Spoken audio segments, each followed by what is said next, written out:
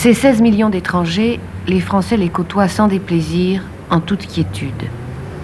Ce sont des touristes. Mais ces 4 millions d'étrangers qui viennent en France pour travailler et qu'on ne rencontre plus au pied de la Tour Eiffel, mais plutôt à 6 heures du matin dans le métro ou en train de balayer les rues, les voit-on de la même manière? S'inquiète-t-on de leur vie? Quels sont leurs problèmes essentiels et quotidiens? Nous avons tenté de le savoir à travers 5 familles. Monsieur et Madame Beneteau sont espagnols, ils ont 2 fils, Eric et José. Monsieur et Madame Youssef sont algériens. Ils ont 2 enfants, Halim et Nadia. Monsieur et Madame Concar sont yougoslaves. Ils ont une fille, Cathy. Madame Segueria est portugaise. Elle a un fils, Maurice. Monsieur et Madame Diaby sont sénégalais. Ils ont un petit garçon, Sanko. Aucune des 5 familles que nous avons interrogées ne prétend refléter dans son intégralité l'opinion et la façon de vivre de ses compatriotes. Mais la simplicité et la sincérité de leurs réponses, en même temps que la grande pudeur avec laquelle ces hommes et ces femmes nous ont parlé de ce qui peut les blesser directement ou à travers leurs enfants, en un mot, atteindre à leur dignité, ne peut laisser personne indifférent.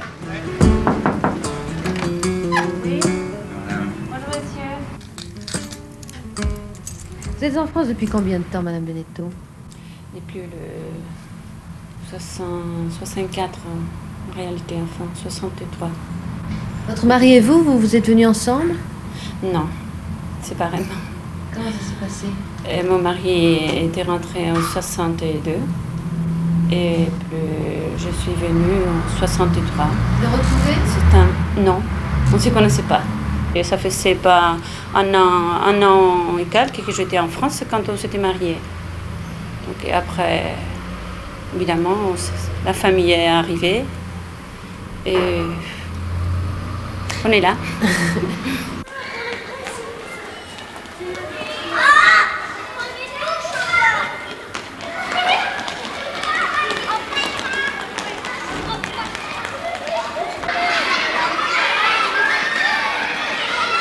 Pour vos enfants, tout s'est toujours bien passé? Jamais de problème à l'école? Je crois plus maintenant, mais au début, oui, la première année que le petit a commencé à aller à la grande école, et enfin, c'était le Eric.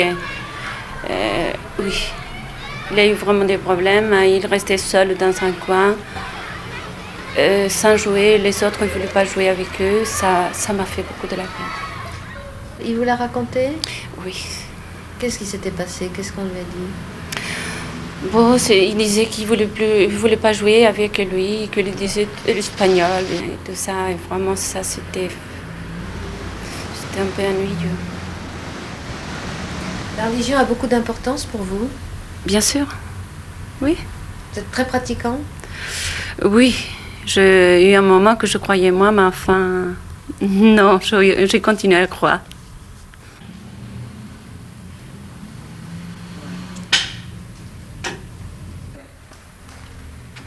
Vous avez eu du mal à trouver du travail, ne parlant pas le français? Oui, oui, c'est-à-dire qu'au début, je travaillais avec des Espagnols, il n'y avait pas de problème.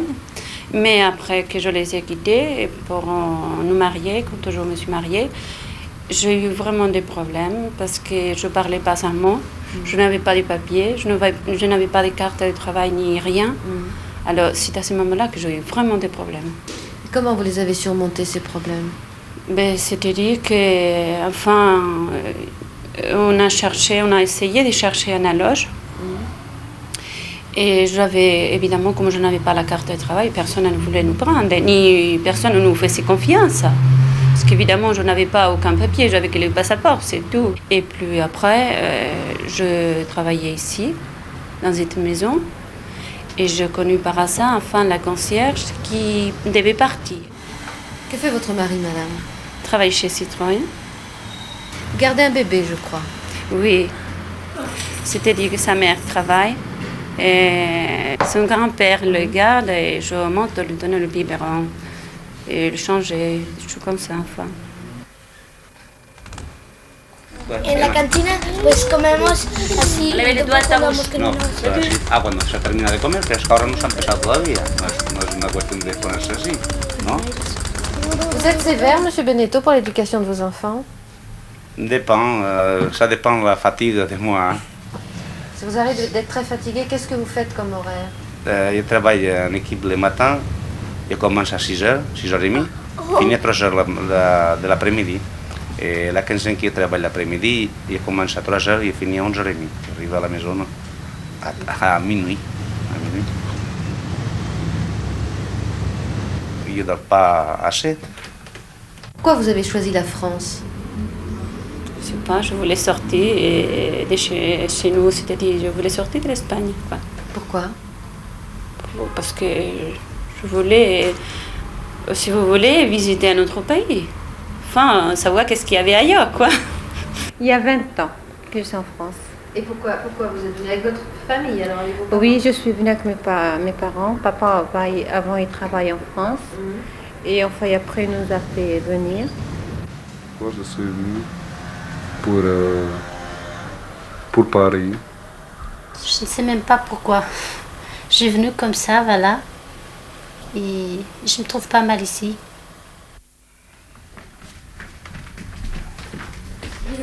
C'est petit, vous n'avez que 2 pièces, Oui, pièces. mais je ne le change pas pour un autre, même qui soit 4 pièces. Pourquoi? Parce que je me sens bien ici. À cause de quoi? À cause de que les gens sont vraiment très gentils, tout le monde. Je n'ai pas eu de problème depuis que je suis là. Monsieur Beneteau, est-ce qu'un mari espagnol aide sa femme dans les travaux ménagers? Ah oui, un petit peu, oui. Pas tout à fait comme les Français, mais, mais un petit peu, oui.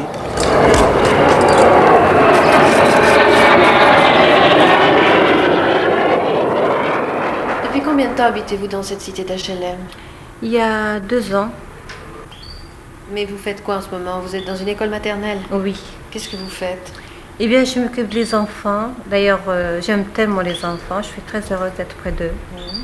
Et je crois ces gosses-là, justement, d'ailleurs, autant que des Français, autant que de petits Algériens, ils sont très malheureux. Enfin, il y a certaines qui sont très malheureux. Je crois qu'ils ont besoin de notre amour, en fait. Ils ont besoin de nous, si vous voulez.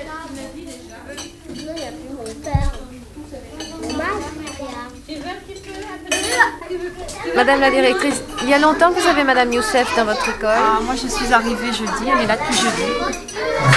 Elle est bien? Oui, très bien. Quelle est sa fonction exactement? Elle est dame de service, c'est-à-dire qu'elle s'occupe des petits au moment des toilettes, au moment du passage aux toilettes, au moment de la cantine, et puis le ménage dans l'école.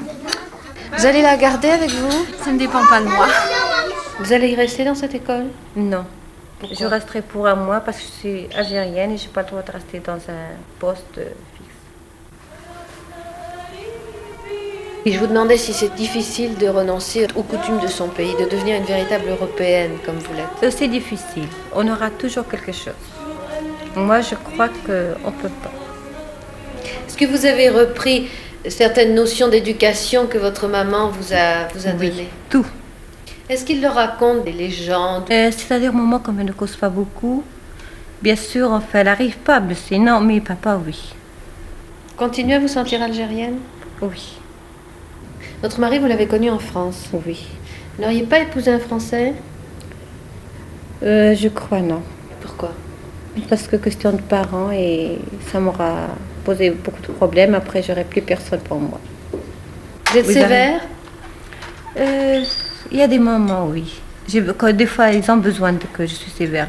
Si par contre, ils feront une bêtise, je les fais comprendre gentiment. S'ils ne comprennent pas en ce moment, une bonne fessée, je vous assure que je ne répéterai pas la 3e fois. Alim, allez se laver les mains et attends. Pour les devoirs, vous arrivez à les suivre un petit peu quand même? Au début, oui. La petite, oui. Mais le garçon, maintenant, ou plutôt, je crois, c'est lui qui me donne des... Qu'est-ce que tu as fait à l'école aujourd'hui? La grammaire, du calcul et de la géographie. Ça marche bien? Oui, Tu as des devoirs à faire pour ce soir? oui, Tu sais déjà ce que tu veux faire quand tu seras grand? oui. Qu'est-ce que c'est? Docteur. Tu veux être docteur? Tu as bien travaillé, Nadia, aujourd'hui? Oui. Qu'est-ce que tu as appris à l'école? Valérie joue avec Daniel. Mira, C'est aujourd'hui que t'as donné le livre, non? Hein? Et qu'est-ce que c'est la première leçon de aujourd'hui? Oui. Hein? Et tu le sais? Tu le sais déjà? Oui. Viens voir. Valérie joue avec Daniel. Qu'est-ce que tu as fait à l'école, Maurice, aujourd'hui? Valérie joue avec Daniel. Vous lui apprenez à parler en français ou dans votre langue? Je parle mon langue. Ici, là, au Nourrice, il parle avec le dame en français, mais ici, je parle à mon langue. Il va aller à l'école en France? Peut-être, oui, si c'est là. Toi de l'Afrique, tu n'as pas l'air resté comme un. Qu'est-ce qu'il fait votre mari comme travail, madame? Il est mouleur de métier. Il fait la feuille d'or, enfin, c'est le nom, je crois. Qui font des petits anges, on fait des glaces et tout ça. Vraiment, que c'est très très joli. De l'artisanat. Voilà, oui. Et en fait, que malheureusement, son travail, enfin, ils ont fait faillite, son patron. Il était obligé, bien sûr. Il est resté pendant 1 an sans travail. Et après, il a pris une blanchisserie, qui n'est pas son métier du tout. Mais il a l'air, il se défend pas mal. Vous avez le temps, monsieur Youssef, de vous occuper un petit peu de l'éducation de vos enfants? Je travaille loin, à Pons, à Maxence. Je fais 60 km aller, 60 km en retour. Ça me fait 120 km aller-retour. Et je rentre un peu tard le soir, vers 7h, 7h30. Et c'est bien quand on rentre à 7h, à 7h30, je trouve les enfants quand ils sont déjà à table. Et des fois, quand j'ai le temps, j'essaye par tous les moyens pour l'aider et je sacrifie tout mon temps pour eux, pour aider mes enfants. Avez-vous des échanges avec lui sur le plan de la vie sociale? Vous intéressez-vous à tout ça? Oui. Mais comme je dis que je ne suis pas assez instruite pour ça, je cherche pas. Enfin, je voudrais bien, voyez-vous, quelqu'un qui me fait comprendre. Est-ce que vous vous sentez bien en France? Oui, je ne peux pas dire le contraire. Madame Bélanger, vous qui vous occupez dans votre classe plus spécifiquement des enfants à réadapter, je crois, est-ce que tous les enfants sont aussi bien intégrés que les petits Youssef, ces petits Algériens que nous venons de voir? Non. Non, c'est vraiment une minorité. Je crois que c'est très rare. Et en général, la majorité des enfants immigrés ont des problèmes sur le plan de l'adaptation scolaire. Et en particulier, enfin au moins sur notre groupe, les enfants de travailleurs algériens. Et comment expliquez-vous ça? Pourquoi?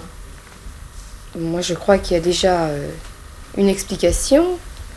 C'est les conditions de vie qu'ils subissent tout de même en France. Encore que de plus en plus de travailleurs immigrés sont logés dans des cités, mais l'adaptation ne se fait pas si facilement, et en particulier au niveau des enfants. Les bidonvilles ont disparu quand même. Oui, enfin, le bidonville en tant que tel n'existe plus, mais il y a encore beaucoup de secteurs où il y a des taudis. Enfin, en particulier, dans notre quartier, on retrouve encore des logements insalubres ou des logements très petits dans lesquels s'entasse une famille immigrée à très très forte densité. Enfin, en général, il y a beaucoup de familles nombreuses. Quelle solution envisagez-vous? Enfin, les solutions, moi, je crois qu'actuellement, telles que les choses sont, aussi bien par rapport à l'école que la situation sur le plan social des travailleurs immigrés, on arrive à guérir un petit peu, à soigner des plaies, on aide un enfant à s'en sortir, on aide des gens à s'en sortir, mais la solution, je crois que c'est un problème de structure.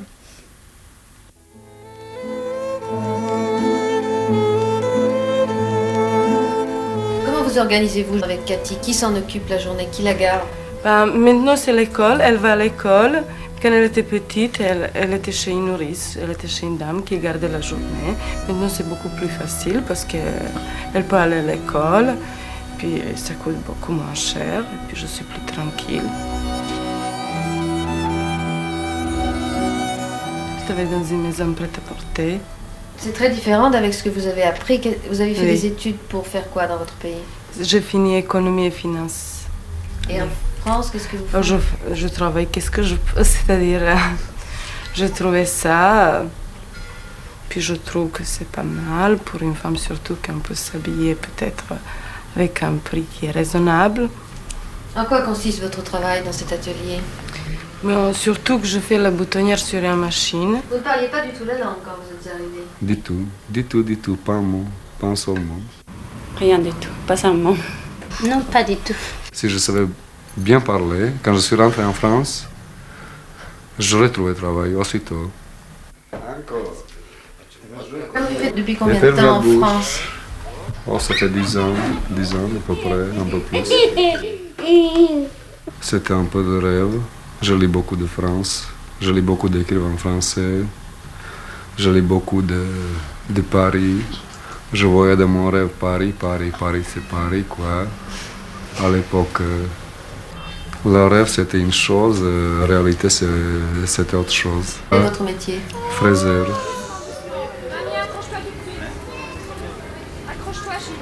Madame Concar, est-ce qu'en Yougoslavie on connaît le mouvement de libération de la femme? Si. Maintenant, les jeunes, oui, les jeunes filles qui sont mariées et tout ça, travaillent, elles se sont plus libres que les femmes qui étaient mariées dans le temps, qui ne travaillaient pas, évidemment. Je crois qu'ils ont plus de liberté que les femmes françaises. Dans un sens. Est-ce que la contraception, par exemple, l'éducation sexuelle est bien faite pour les femmes, les jeunes filles là-bas? Si, très bien. Peut-être mieux qu'ici, peut-être. C'est sûr. Oui, parce qu'il y a certaines choses qui sont autorisées, les jeunes filles, que ici c'est peut-être ce régime qui est pas la loi qui est pas adaptée, la loi qui permet pas, Catherine, qui permet pas, mais chez nous oui. Est-ce que vous pratiquez la contraception? Pas tellement. Pourquoi? Parce que vous ne connaissez pas bien ou parce que c'est contre vos principes? Ben,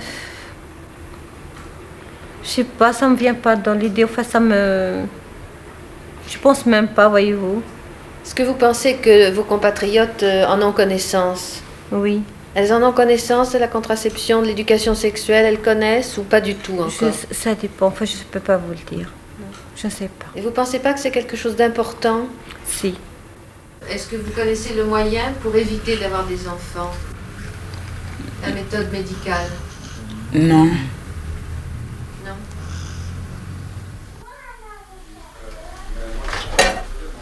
Quand je suis arrivé, j'étais vraiment déçu, complètement déçu. Mais au début, mais petit à petit, adaptation, etc. Hvala, dobro kafe, dajte si još malo. Uvijek si. Ti si još malo. Evo, sa šljovicom. Ajde, Moki. Odavno nisam. Sipaj. Ajde, cico. Pomalo. Comment êtes-vous accueillis? Accueilli bien, très bien, avec un sourire, avec beaucoup de promesses, avec prendre l'adresse, votre nom, et pas de réponse. Et sur le plan éducation, sur le plan religieux, comment élevez-vous Cathy? Libre penseur, vous êtes pratiquant? Pas de religion. Ah non, pas du tout. Pas de religion orthodoxe, mais elle n'est même pas baptisée. Oui, on pratique pas. Religion, vraiment, non. Non, on ne pratique pas. C'est hors de nous. Et les coutumes, est-ce que vous essayez de lui faire conserver, puisqu'elle elle connaît très peu la Yougoslavie en fait? Oui, elle ne connaît pas du tout. Si on parle avec elle yougoslave, c'est déjà une chose. Et puis, on part tous les ans en Yougoslavie et on explique qu'on est né là-bas, qu'elle est née ici, mais tout de même, elle est de parents yougoslaves.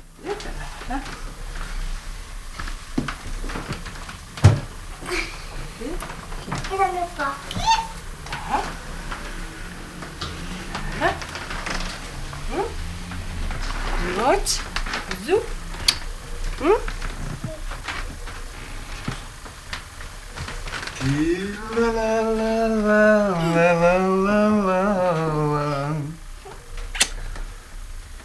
Laku noc, Kati. Spávaj lépe, cico. Sutra.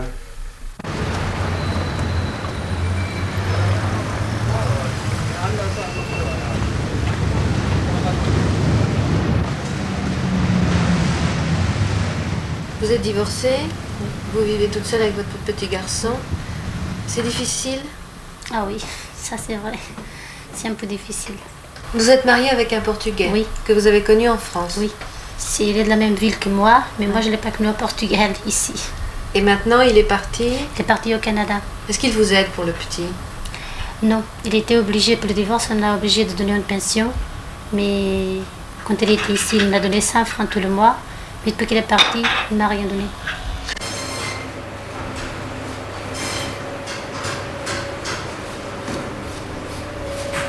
Vous avez trouvé du travail facilement en arrivant en France? Si. Quand j'arrivais en France, j'ai trouvé du travail dans une boulangerie. Mais je n'ai pas resté longtemps. Parce que la famille où j'étais, on me l'a dit, oh, c'est pas bien payé, tout ça, je trouve une autre place. Donc j'ai laissé la boulangerie. J'ai trouvé la ménage dans un bureau le matin et le soir. Donc j'ai cru tout de suite que c'est plus dur que la boulangerie. Je me lève de bonne heure et tout ça, mais ils ont fait le papier. Après ça, j'ai parti pour travailler dans une blanchisserie à Bologne. Je travaillais 1 an, puis je me mariais. Après, quand j'ai Maurice, j'ai laissé le travail. Ce que vous faites, c'est dur? Si, c'est un peu difficile, oui, par devoir. J'ai froid, oui. Mais je travaille avec tout le monde, est bien gentil là où je travaille. Et ça me fait, comme je dirais, ça me passe bien la journée. Ça fait pas de temps difficile quand on travaille bien avec des gens qui sont gentils, qui... Je sais pas, non.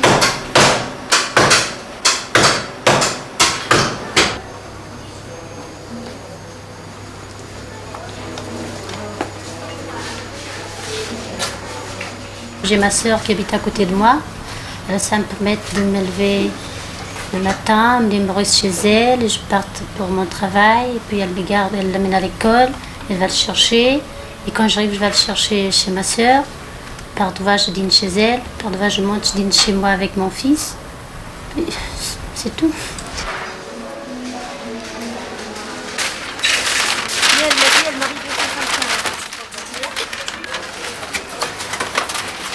Vous êtes arrivés ensemble, votre sœur et vous, à Arménia? Non, j'ai arrivé avant.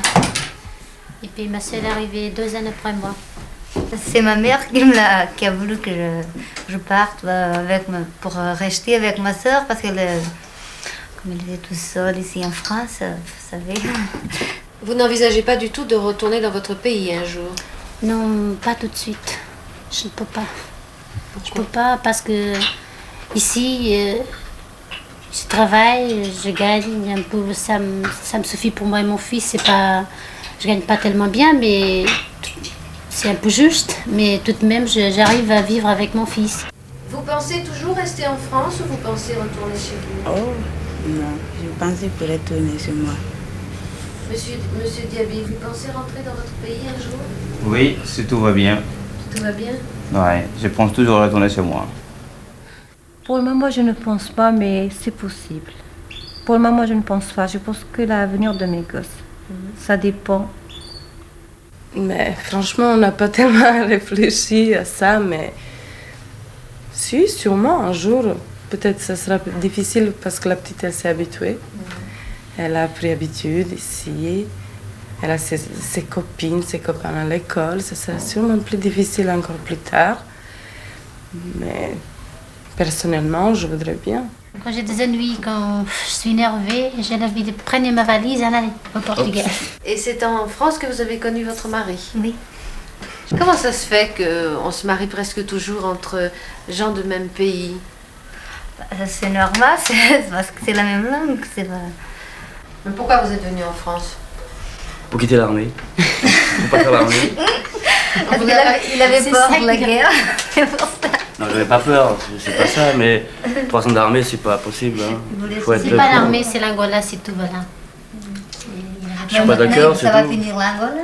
Vous n'êtes pas d'accord pour faire la guerre? Voilà. Je suis pas né pour me bagarrer avec n'importe qui. Vous mettez un peu d'argent de côté? Oh, je n'ai que 50 francs à la poste. Ah, ça c'est vrai. J'avais déjà, mais chaque fois je vais chercher pour ça ou pour ça. Puis j'achète des petites choses pour ma chambre. Ils me le payent. Alors je n'ai que 50 francs, c'est seulement pour garder.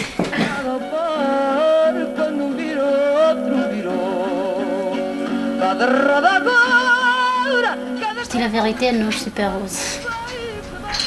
J'ai mon fils, oui, ça va, je suis content avec lui, mais je suis triste quand même.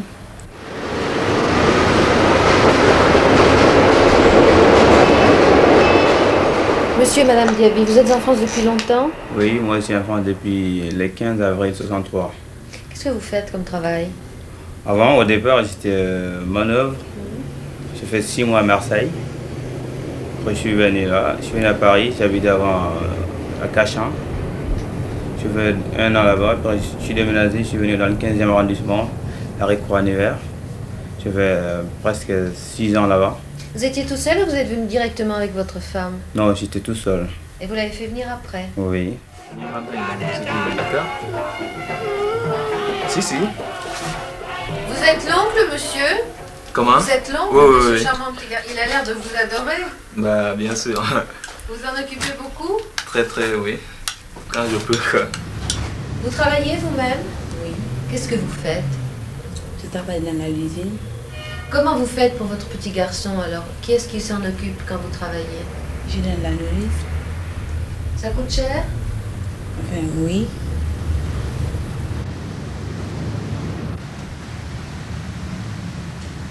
Très peu d'entre vous vivent en famille. Beaucoup sont dans des foyers. 90% ils vivent tout seuls ici. Voilà. C'est pas une vie quoi, mais seulement ils n'ont pas de moyens. Ils n'ont pas de moyens. Monsieur, vous avez bien voulu répondre à nos questions, mais vous souhaitez ne pas apparaître à l'écran. Est-ce que je peux vous demander pourquoi? Parce que vous savez, mademoiselle, que chacun doit protéger son avenir tout en essayant de se méfier de certaines choses. Vous craignez qu'on puisse vous faire grief de ce que vous avez à dire? Oui. Vous êtes en France depuis combien de temps, monsieur? Je suis en France depuis 1967. Dans quelles circonstances est-ce que vous êtes venu? Je suis venu en clandestin, je le reconnais. Je suis marié.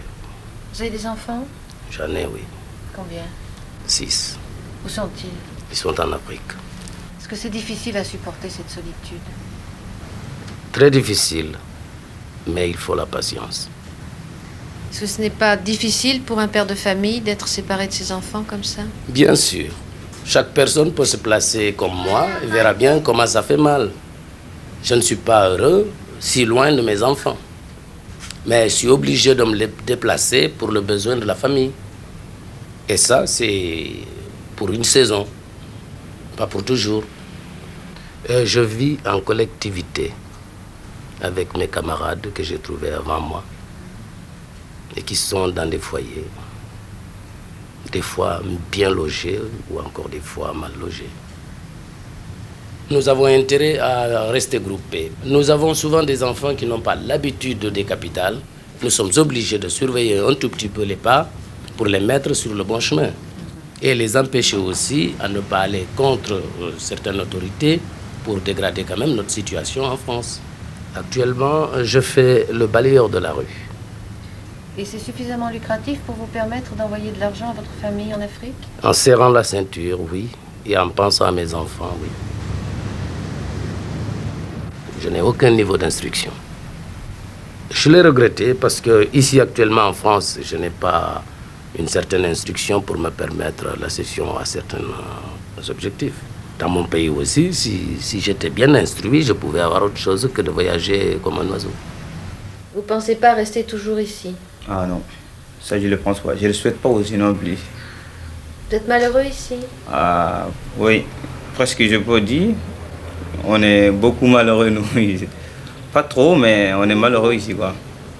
Les gens ne sont pas gentils avec vous? Ah non. Parce que certaines choses, si on sans parler de la politique, quoi, on n'est pas trop aimé quoi. Surtout les gens des couleurs, hein, comme nous, on n'est pas trop aimé. Hein. Pas tellement. Non. Non. Et la nourrice qui s'occupe de votre petit garçon, elle garde d'autres enfants? Non. Et c'est une dame noire ou c'est une dame blanche? C'est une Française. C'est une Française? Oui. Elle est gentille avec le petit? Oui, elle est très gentille. Vous avez des amis français ou vous n'avez que des amis sénégalais? Moi, j'ai un ami sénégalais. Pas du tout d'amis français? Non. Pourquoi? Non, c'est pas possible. Tout est possible dans la vie, quand on veut. Pour moi, tout le monde est pareil pour moi. J'ai beaucoup voyagé, j'ai fréquenté plusieurs ans, plusieurs races. Ça veut dire rien, je connais. J'ai une habitude comme ça, quoi. Je suis né comme ça. Tout le monde est pareil pour moi. Et au point de vue logement? Ah là là, ça, c'est trop difficile, ouais. Pourquoi? C'est dur à trouver pour nous. À cause de quoi, vous croyez? Ah, presque tout ce que je peux dire, moi, je peux dire, c'est presque un peu le racisme, quoi. Parce que, admettons, si on voit une annonce dans un journal, et il y a 2 pièces libres comme ça, si je téléphone, admettons, je parle bien le français, ah bon, la personne, il ne peut pas connaître c'est la voix des Noirs ou bien Blancs, il ne sait pas. Il dit, bon, vous pouvez venir, dès qu'on se présente, il dit que, mais je regrette, c'est déjà pris. Est-ce que c'est difficile d'être des travailleurs immigrés? Oui, c'est difficile parce qu'il faut y s'habituer. Hein. C'est pas tellement facile. Au début, on connaît pas les gens. Même on a travaillé avec des gens qui après, dans la maison, ils ont été très très gentils. Et qui après, vous sortez dans la rue, vous le trouvez et personne ne vous parle. Est-ce que vous faites une différence, vous, entre les Algériens et les Français? C'est-à-dire, ça c'est difficile à vous répondre parce que je suis allée chez des Algériens, en fait, que je les connaisse, qui sont très très bien, qu'il y a d'autres, bien sûr, qui sont... Enfin, qui ne sont pas vraiment... Peut-être ils n'ont pas les moyens, peut-être... Et les Français, comment sont-ils avec vous? Ah, ils sont gentils. Ils sont très gentils, j'ai rien à dire. Jamais aucun problème parce que vous êtes étrangère? Non, pas du tout. Est-ce que vous pensez qu'un étranger a plus de difficultés qu'un Français à trouver du travail, à trouver à se loger? Non, pas du tout. Pas du tout. Si, je pas suis du tout. pas Non. d'accord. Non. Au début, c'est plus difficile parce qu'on ne parle pas la langue. C'est déjà... Oui, mais déjà quand ils parlent la langue, mon Dieu, je sais pas, en français ou en étranger, un propriétaire a besoin d'un locataire, il prend n'importe qui. Il prend un étranger ou en français, c'est pareil. Pour moi, c'est pareil, exactement pareil. D'accord. Il y a certains propriétaires qui ne veulent même pas étrangers dans le... Étrangers? Oui. Mais ils n'aiment pas les noirs, quoi. Il y a certains locataires qui... Non, ils n'aiment pas d'étrangers, voilà. En France, quand on pense africain, c'est-à-dire noir, ou algérien, marocain, tunisien, c'est-à-dire enfin arabe, on pense étranger, et moi, je crois que là intervient le racisme qui existe et qui est indéniable. Qu'est-ce qu'on va faire? Se contenter de la situation. Et puis ne rien dire à personne, parce que plus on dit, plus on est mal vu. Mais au fond de vous, qu'est-ce que vous ressentez? Je sens bien que je suis un étranger. Quand j'étais chez moi, si on m'avait dit que c'est pas, les Français ils peuvent se comporter d'une manière pareille, je ne l'aurais pas cru, quoi. Mais maintenant que je le vois moi-même, je le sais maintenant. Mais enfin là, moi je voudrais dire quelque chose par rapport au racisme. Je crois qu'il vient aussi, en particulier pour notre quartier, du fait qu'il y a une trop forte densité de travailleurs immigrés. Enfin, dans une école, lorsqu'on retrouve un pourcentage de 50 à 60% d'enfants immigrés, ce qui veut dire que dans le quartier, il y a une population de 30 à 40%, enfin à la limite, c'est pas vivable et c'est anormal. Il faudrait... Et des études ont été faites dans ce sens, il faudrait qu'il y ait un minimum d'enfants immigrés pour que l'intégration se fasse mieux et au niveau, et sur le plan scolaire et sur le plan du quartier. Le petit enfant, quand il arrive à l'école, il n'est pas raciste, mais je crois qu'il le devient parce qu'à l'école, il revit et il redit ce qui est vécu dans la famille. Donc il y a automatiquement entre enfants des réactions racistes. Qu'est-ce que vous souhaitez pour vos enfants? Ils ne sont pas obligés d'émigrer. Si c'est possible que c'était pas pareil que moi. En tout cas, ce que je ne souhaite pas qu'il sera comme moi. Je souhaite qu'il sera beaucoup mieux que moi. On souhaite toujours en fait qu'ils seront les meilleurs comme un peu partout. Mes enfants, quand ils seront grands, ce n'est pas moi que je vais les conseiller, ce soit qu'ils soient algériens ou français, c'est à eux à choisir. Qu'est-ce que vous souhaitez pour vos enfants? Ou grandir à leur plaisir et puis essayer de se faire une situation si j'arrive à leur en faire faire. C'est lui-même qui va choisir un jour, ça dépend de lui. J'ai rien à dire. Quand il sera grand, ça sera à lui de choisir, quoi. Là, il est né à Paris, 17e. Après, on verra. Est-ce que vous accepteriez ou est-ce que vous seriez content qu'elle épouse un Français, qu'elle fasse sa vie en France? Ah, si, ça m'est égal. Ça m'est égal. Elle va décider tout seul, de toute façon. Ah, je ne suis pas du tout à ce point-là. Pas du tout à côté. Ah oui, ça, vraiment. Je suis pour ça, elle va épouser un homme qui l'aimera. Oui. Aussi. Cathy, N'importe quelle nationalité, je m'en fous. Oui. tu veux rester en France ou tu veux rentrer en Yougoslavie? En France, rester. Dis, quand tu seras grand, quand tu seras un homme, tu veux rester en France ou tu veux retourner en Espagne? En Espagne, il y a la plage et ici il n'y en a pas. Et je veux me faire bronzer au soleil. Moi je veux rester ici.